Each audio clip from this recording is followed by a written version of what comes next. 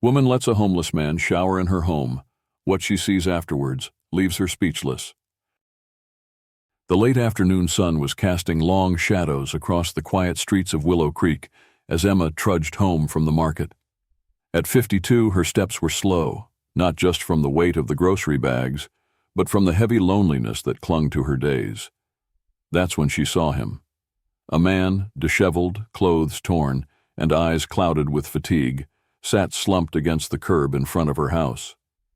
"Oh, Lord," Emma whispered under her breath, clutching her bag tighter. She hesitated, torn between fear and compassion. But something in his eyes stopped her. Beneath the grime and exhaustion, there was a glimmer of something, human, raw, and deeply broken. Emma approached cautiously, her heart pounding. The closer she got, the stronger the smell of sweat and neglect.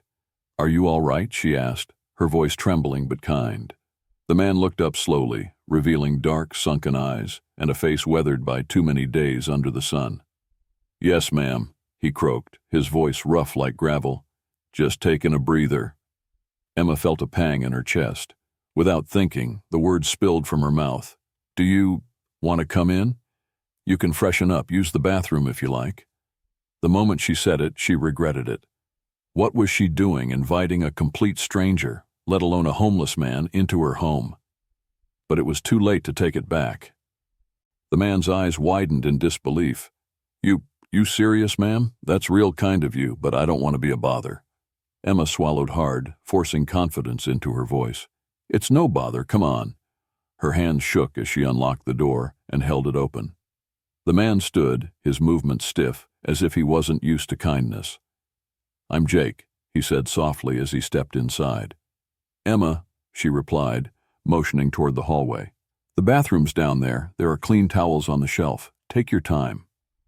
As the door clicked shut behind Jake, the sound of running water filled the air. Emma stood frozen in the middle of her tiny living room, her heart racing. What had she just done? Was she being generous or reckless? Only time would tell. As the sound of water echoed through the small house, Emma sat stiffly on the edge of her worn-out couch. Her hands twisted nervously in her lap, her mind racing with doubts. "What on earth have I done?" she murmured to herself, glancing toward the closed bathroom door. She leaned back, trying to calm the wild beating of her heart. Was this kindness, or had she just made the biggest mistake of her life? Her mother's voice echoed in her mind, as clear as if she were still sitting beside her.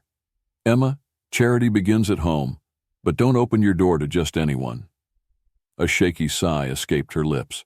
What would her mother think if she could see her now, letting a complete stranger use her bathroom? A sudden noise startled Emma, a sharp clang like something falling in the bathroom. She shot upright, her pulse spiking.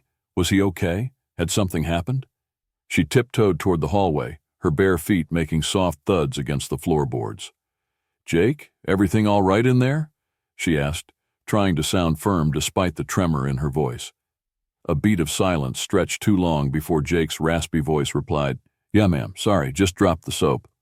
Relief washed over Emma, though her legs still felt shaky. She shuffled back to the couch, her thoughts still spiraling.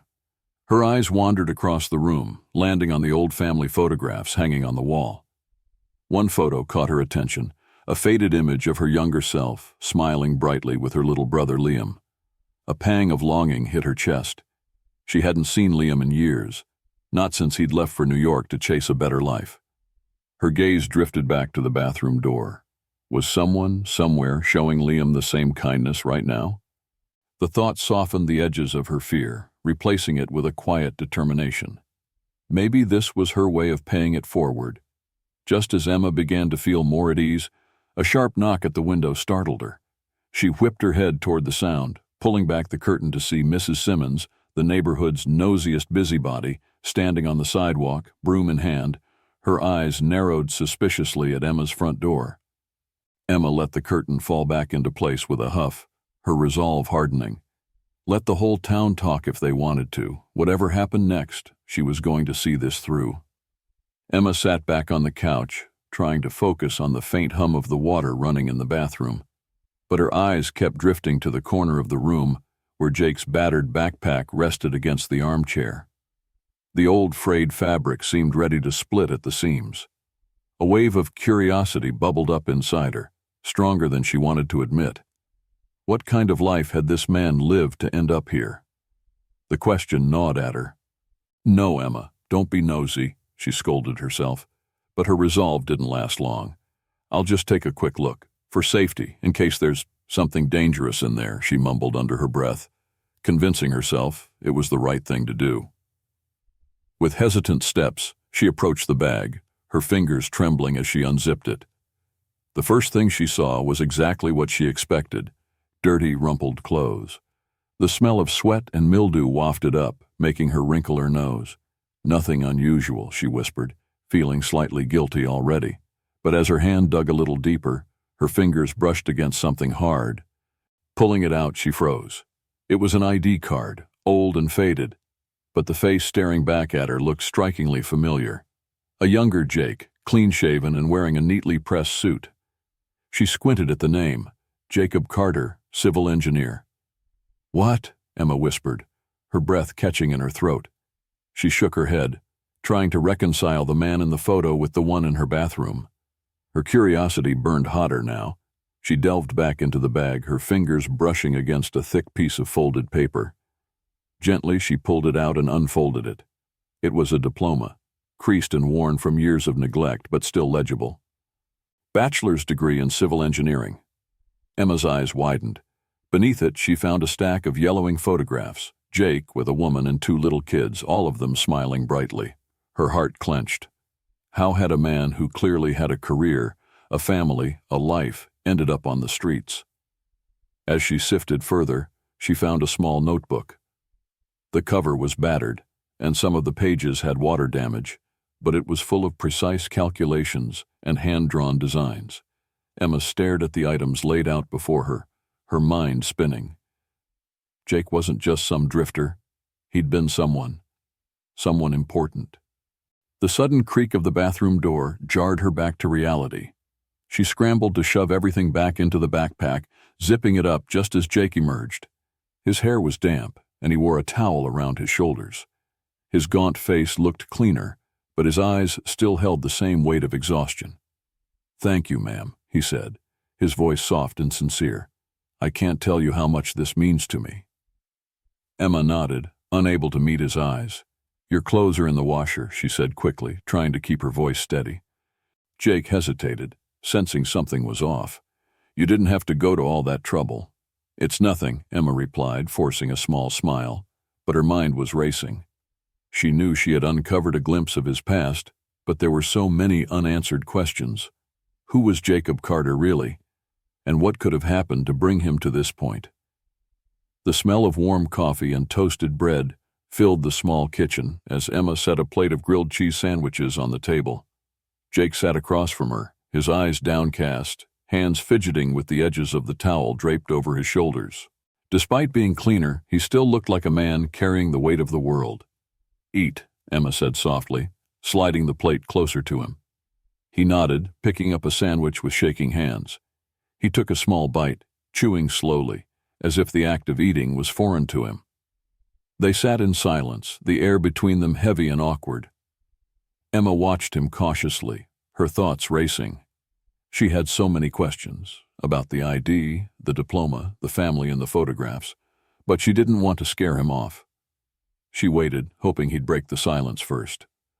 Finally, Jake put down the sandwich and wiped his hands on the towel. "I guess you're wondering how I got here," he said, his voice low and hoarse. Emma nodded, her heart beating faster. "Only if you feel like telling me," she replied gently, not wanting to push him.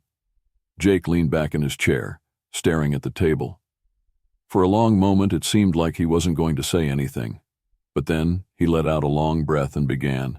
"5 years ago, I had it all. A good job, a family, a house. You wouldn't have recognized me back then." Emma leaned forward slightly, her hands clasped tightly in her lap.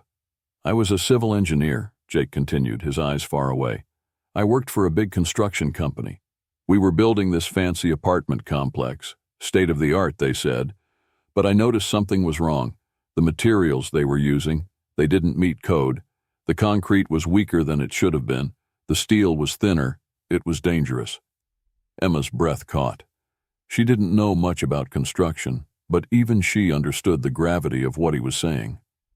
"I reported it," Jake said, his voice tightening. "Told my supervisor. He brushed me off. Told me to mind my own business, but I couldn't. I threatened to go higher up, to report it to the authorities." He paused, rubbing his temples as if reliving the stress. "What happened?" Emma asked softly. "They fired me," Jake said bitterly. "But that wasn't all. They accused me of stealing company funds, framed me. My reputation was ruined overnight. I lost my job, my license, everything I'd worked for." Emma's eyes widened in shock. "That's horrible. Couldn't you fight it?" Jake let out a hollow laugh. "Fight it? With what money? They had lawyers, connections. I had nothing. And it only got worse." His voice cracked, and he looked away, blinking back tears. "My wife, she couldn't handle the pressure, the shame. She took the kids and left, went to live with her parents. I haven't seen them since." Emma felt a lump rise in her throat. She didn't know what to say, the weight of his story pressing down on her. "I'm so sorry," she whispered. Jake shook his head, his gaze fixed on the table. "That wasn't even the worst part." Emma stiffened. "There's more?" Jake nodded slowly. Months later, the building collapsed. 12 people died, families, kids, gone. His voice broke, and he buried his face in his hands. "I tried to stop it, Emma. I tried, but I didn't do enough. Those lives are on me, every single one." Emma's heart clenched. She remembered hearing about the collapse on the news, the images of rubble, the crying families. She had never imagined she'd be sitting across from someone who'd been at the center of it all. "It wasn't your fault," she said firmly, her voice stronger than she felt. Jake looked up, his eyes red and full of anguish. "Wasn't it? If I'd shouted louder, fought harder—" "You did what you could," Emma interrupted, leaning forward. "They're the ones who cut corners. They're the ones responsible." Jake shook his head, unconvinced. The silence that followed was thick with emotion. Finally, Jake pushed back his chair, standing abruptly. "I shouldn't have come here," he muttered. "I'm a danger to everyone around me. I shouldn't—" "Wait," Emma said, standing quickly. But the sudden rush made her dizzy, and before she could steady herself, her vision went black. The last thing she saw was Jake's panicked face rushing toward her as she collapsed. When Emma's eyes fluttered open, the world felt blurry and distant. The cold, hard floor pressed against her back, grounding her in reality. Hovering above her was Jake's face, lined with worry, his calloused hands gently patting her shoulder. "Emma? Emma, can you hear me?" His voice, raw and anxious, cut through the haze.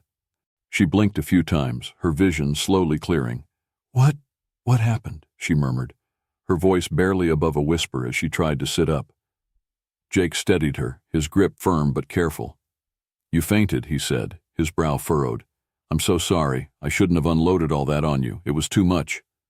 Emma waved a shaky hand, dismissing his apology. "It's not your fault," she said, though her mind reeled with everything she'd just learned. Her breath came out in short bursts as the weight of Jake's story settled over her again. Jake's face darkened, his gaze dropping to the floor. "I should go," he said quietly. "You've already done too much for me. I don't belong here." At his words, something inside Emma snapped back into focus. She pushed herself upright with his help, her movements deliberate. "You're not going anywhere," she said firmly, surprising even herself with the conviction in her voice. Jake froze, clearly taken aback. "But Emma, after everything I told you, how can you even stand to look at me?" Emma stood, albeit unsteadily, and fixed him with a determined stare. "Because what I see isn't a danger or a criminal. I see a man who tried to do the right thing and got destroyed for it. And I see someone who still deserves a chance." Jake's lips parted, but no words came out. For a moment, he just stared at her, his expression a mix of disbelief and something else, hope, faint but flickering. Emma gestured toward the kitchen, her voice softening. "Come on, sit down. Let's figure out what happens next." Jake hesitated, but the look in her eyes left no room for argument. He followed her back to the table, where the coffee had gone cold and the plates sat untouched. Emma sank into her chair, her body still trembling slightly, but her resolve was unshaken. "Have you ever thought about fighting back?" she asked, breaking the silence. Jake let out a bitter laugh. "With what? I've got no money, no credibility, and no one who'd listen to a guy like me." Emma tapped her fingers on the table, her mind racing. "You might not have those things, but you've got the truth, and sometimes that's all you need." Jake shook his head, his expression weary. "The truth doesn't matter when no one's willing to hear it." "Well, maybe I know someone who would," Emma said, a spark of determination lighting in her eyes. Jake frowned, confused. "What do you mean?" "My friend Karen. She's got a nephew who's a journalist. He's always digging into stories like this, exposing corruption. And my neighbor, Mr. Harlan, he's a retired lawyer. Between the two of them, I think we can figure out a way to make your story heard." Jake stared at her, his eyes glistening with emotion. "Emma, why are you doing this? For me?" Emma reached across the table, resting her hand gently on his. "Because sometimes the only thing standing between justice and silence is one person willing to take a risk, and right now, I'm that person." Jake's shoulders sagged, as if the weight he carried had lightened, if only a little. "I don't deserve this," he whispered, his voice breaking. Emma squeezed his hand. "Everyone deserves a second chance, Jake, even you." The silence that followed was different this time, calmer, filled with the faintest hint of hope. For the first time in a long time, Jake allowed himself to believe that maybe, just maybe, his story wasn't over yet. The night outside was dark and silent, but inside Emma's small kitchen, the air buzzed with anticipation. She sat across from Jake, a notepad in hand, scribbling furiously as he recounted every painful detail of his story. His words were slow, deliberate, and heavy with emotion, each one pulling her deeper into the life he had lost. "So the company was called Summit Developments," Jake said, staring at the table as if he could still see the blueprints he used to work on. "The project, it was supposed to be the crown jewel of our portfolio, a luxury apartment complex called Pine Ridge Towers. But from the beginning, things weren't right. I flagged issues during inspections, cheap concrete, undersized steel, but my supervisor, Paul Lasker, told me to let it go." Emma nodded, her pen flying across the page. "And when you refused?" Jake's jaw tightened. "I became a problem. Paul and the owner, Richard Madsen, were both in on it. They framed me for embezzlement to get rid of me. My name was on every report, every bank transaction they faked. By the time I realized what was happening, it was too late. No one would listen to a guy branded as a thief." Emma paused, looking up. "But why go after you so hard? Couldn't they just fire you?" Jake let out a bitter laugh. "They wanted to make an example out of me. They knew if I went to the authorities or the press, their whole operation would crumble. So they buried me first." Emma felt a cold shiver run down her spine. The injustice was staggering. "And then the collapse happened," she said softly, her voice trailing off. Jake nodded, his eyes glistening with unshed tears. 6 months later, September 15th, 2018, 12 people were killed. I still remember the names, their faces from the news, families who trusted us to build them a safe home, and his voice cracked. "I couldn't stop it." Emma reached across the table, placing her hand gently over his. "It wasn't your fault, Jake. You tried to do the right thing." "But I didn't try hard enough," Jake said, his voice barely above a whisper. "If I had shouted louder, gone public sooner, maybe they'd still be alive." Emma felt a lump in her throat as she watched the tears spill silently down his cheeks. She wanted to tell him it wasn't his burden to bear alone, but the words felt hollow. Instead, she tightened her grip on his hand and said, "We can't undo what happened, but maybe we can make things right now." Jake looked up confused. "What do you mean?" Emma took a deep breath, her voice steady with resolve. "We've got names, dates, and a story people need to hear. My friend's nephew is a journalist. If anyone can dig up the proof to clear your name and expose those men, it's him. And my neighbor, Mr. Harlan, used to be a lawyer. He might know what steps we need to take legally." Jake shook his head, disbelief etched on his face. "Why would they listen to me? I'm just a homeless guy. No one cares what I have to say." Emma's eyes softened, but her tone was firm. "You're more than that, Jake. You're a man who stood up for what was right, even when it cost you everything. That's a story worth telling." For a moment, Jake seemed to weigh her words. his shoulders hunched under the weight of years of guilt and self-doubt. But then, slowly, he nodded. "If you think they'll listen, I'll try." Emma smiled, her chest swelling with hope. "Good, then let's get to work." The next morning, Emma made her first calls. The journalist Alex was intrigued by Jake's story and agreed to meet them that afternoon. Mr. Harlan, though skeptical at first, promised to look into the legal side of things. As Emma hung up the phone, she turned to Jake, who sat nervously at the kitchen table. "Ready to take the first step?" she asked. Jake hesitated, but then gave her a small, tentative smile. "Yeah, let's do this." What neither of them knew was that this was the beginning of a journey that would not only clear Jake's name, but uncover a scandal bigger than either of them had imagined. The meeting with Alex, the journalist, had been more intense than Jake expected. Emma sat beside him the whole time, her steady presence grounding him as he shared his story. Every name, every date, every detail, it all spilled out, and Alex took it in with sharp focus, scribbling notes and nodding thoughtfully. "This is big," Alex said at the end of the meeting, leaning back in his chair. "If we can verify this, Jake, your story could blow the lid off the entire company. But it won't be easy. People like Madsen don't go down without a fight." Jake nodded, his fingers gripping the edge of his chair. "I just want the truth to come out. If it clears my name, great. But more than that, I need people to know what really happened." Alex promised to start digging immediately, but as Jake and Emma left the coffee shop, a new wave of uncertainty washed over Jake. "What if nothing changes?" he asked as they walked back to her house. "What if it's just me against the world again?" Emma stopped mid-step and turned to face him. "Jake, it's not just you anymore. You've got me, Alex, and Mr. Harlan. You're not alone in this fight."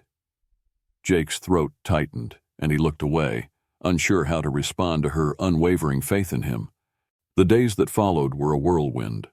Alex's investigation uncovered a trail of corruption at Summit Developments. Whistleblowers came forward backing Jake's claims. Former employees, once too afraid to speak out, shared their own stories of Madsen's greed and Paul Lasker's shady deals. Meanwhile, Emma worked tirelessly with Mr. Harlan to prepare Jake's case.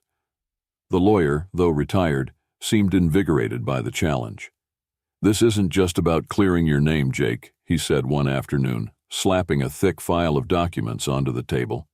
"This is about justice for those families, too." Jake's transformation during this time was nothing short of remarkable. With Emma's encouragement, he cleaned himself up, cutting his hair and trimming his beard. For the first time in years, he looked at himself in the mirror and saw a glimpse of the man he used to be. When the story finally broke, it hit like a bombshell. Alex's article, complete with interviews, photos, and evidence, painted a damning picture of Summit Developments. Headlines screamed about the scandal, and news outlets scrambled to cover the story. Jake's name, once dragged through the mud, was now being spoken with respect and sympathy. At first, Jake couldn't believe it. "They actually believe me," he said, his voice trembling as he watched the coverage on Emma's tiny TV. "They do," Emma replied, a proud smile spreading across her face. "And it's about time." As the public outcry grew, pressure mounted on the authorities to act. Investigations were reopened, and both Madsen and Lasker found themselves facing criminal charges. Families of the collapse victims came forward, demanding justice and thanking Jake for his courage. One evening, as Jake and Emma sat on her porch watching the sunset, he turned to her, his eyes full of emotion. "I don't know how to thank you, Emma. If it weren't for you, I'd still be lost out there." Emma shook her head, her gaze warm and steady. "You don't have to thank me, Jake. You did this. I just gave you a little push." Jake smiled faintly, his heart lighter than it had been in years. For the first time, he allowed himself to believe that his life wasn't just about loss and guilt. It was about redemption, too. A year had passed since Emma opened her door to a broken stranger. Now, as she stood in her modest living room, she barely recognized the man sitting across from her. Jake Carter was no longer the gaunt, hopeless figure she had first met. Dressed sharply in a clean suit, his face clean-shaven and his posture confident, he looked every bit the engineer he once was, and perhaps even more than that. "I can't believe it's been a year," Emma said, her voice tinged with amazement, as she poured 2 cups of coffee. The rich aroma filled the air, bringing back memories of countless late-night conversations between them. Jake chuckled softly, his smile warm but humble. "Neither can I. Sometimes it still feels like a dream."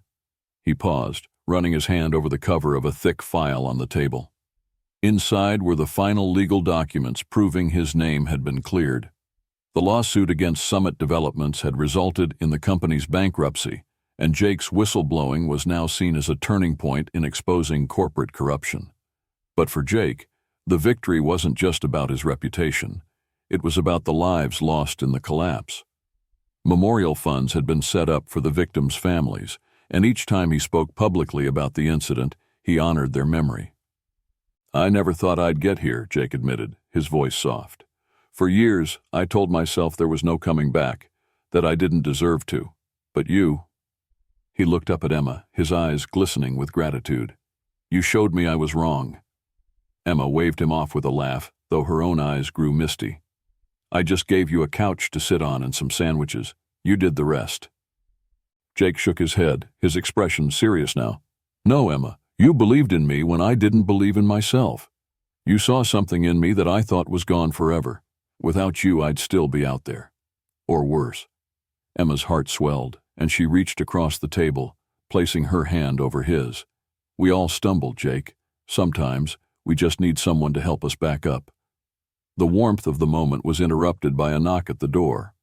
Jake stood, his smile widening, as he opened it to reveal Alex, the journalist who had played a key role in Jake's redemption, and Mr. Harlan, whose legal expertise had been invaluable. They carried a bottle of wine and a small cake, grinning like old friends. "We thought we'd crash the celebration," Alex said, setting the cake down on the counter. "You didn't think we'd let you two hog all the credit, did you?" As laughter filled the room, Emma glanced around, her heart full. The simple house that had once been so quiet and lonely now overflowed with life, warmth, and purpose. Later that evening, as the group said their goodbyes and the house fell silent again, Jake lingered by the door. "Emma," he said, turning to her with a look of quiet determination, "I want you to know this isn't the end for me. This is the beginning. I've been thinking about starting a nonprofit, something to help other whistleblowers, people like me who get crushed for trying to do the right thing." Emma's eyes lit up with pride. "Jake, that's incredible. I think you'd be perfect for it." He nodded, his smile thoughtful. "I want to make sure no one else feels as alone as I did, and it's all because of you." As he left, Emma stood in the doorway, watching him walk down the street with his head held high. The stars glittered above, and she felt a profound sense of peace. Sometimes life had a way of surprising you. One act of kindness, a simple decision to open your door, could ripple outward, changing lives in ways you never imagined. For Emma, the man who had once been a stranger had become something much more, a reminder that redemption was always possible, and that even the smallest spark of hope could light the darkest night.